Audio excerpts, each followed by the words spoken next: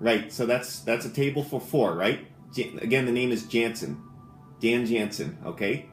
Now, if there's a booth in the corner, we'd love that, okay? I just want to make sure that this is Applebee's, because sometimes I call Chili's by accident. Okay, good. Now, this is the one in the suburbs, too, right? Because, those people downtown are a little weird. Oh, okay. Thank you. 5 o'clock, right? Okay, thank you. Good night. I'm sorry. Sorry about that. I had to make a reservation for my family at Applebee's tonight. And who put this damn plant here? Damn people, what are they thinking? This, I must say about this plant, it's a pretty incredible plant. As you see, there's no holes on the bottom of this pot. It's solid glass. It was a gift with flowers originally. So, flowers don't need, dirt. Well, you know what I mean. When you put them in a vase, they don't need dirt. Anyhow, this is one of the few plants that could live in something like this without any kind of holes. Drainage, that's the word. So I have one right here. I got a big one in the corner.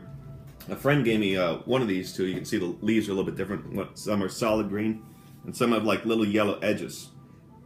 Okay, and so they gave me the solid green one, and I took one of the ones with the yellow edges, and I put them both in the same container. This one's actually sprouting a new guy. It's been like that for a while, and really, really tough, resilient plant.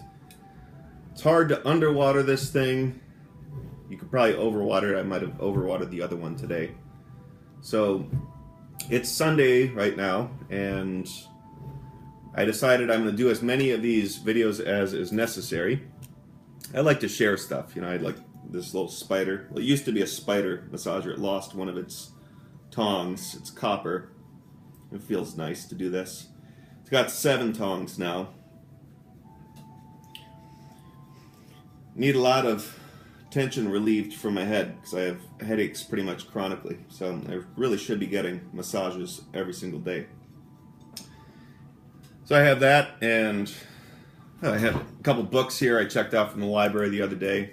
This one I just started. We'll see it. We'll see if it's good. I try to read this motivational stuff, not because I'm going to learn something, but just because I think it might make me more likely to follow through if I'm magnetizing my brain towards it. And I got this one too. I mean, you can read that or not. Well, it's backwards to me. I guess it straightens itself out.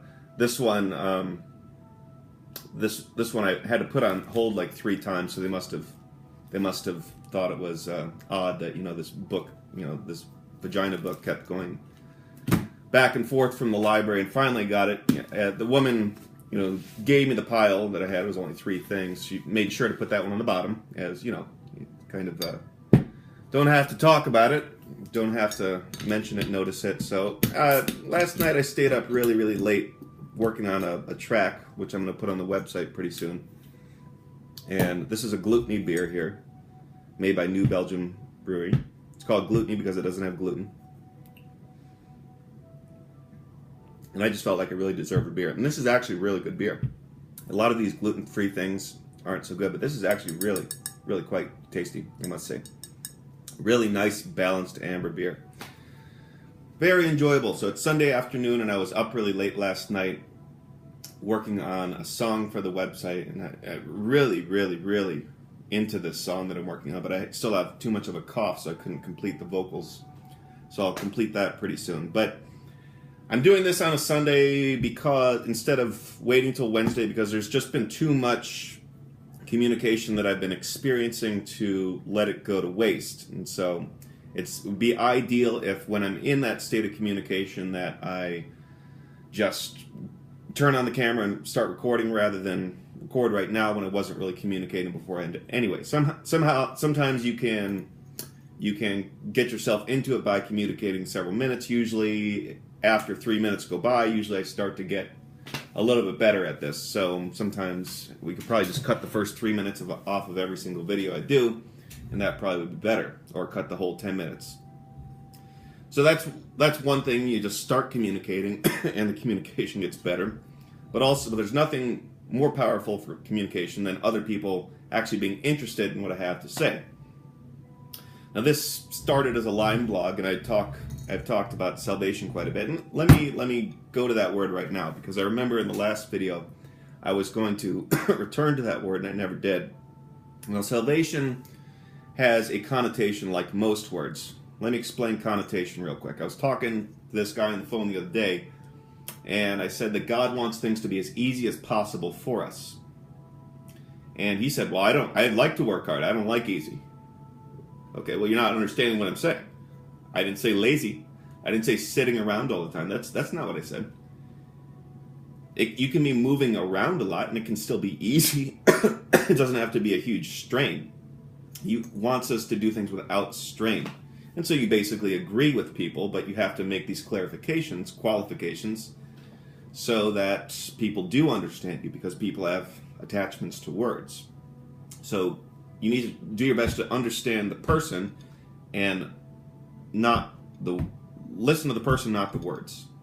Listen to them. Listen to what they're saying. So let's go to salvation. Damn it. It's been a tough winter. They've all been tough, though. It's a damn tough place to be. Now, when I say place to be, I'm not talking about this kitchen in this house in this city. I'm talking about this shitball we're on called planet Earth. Okay, salvation.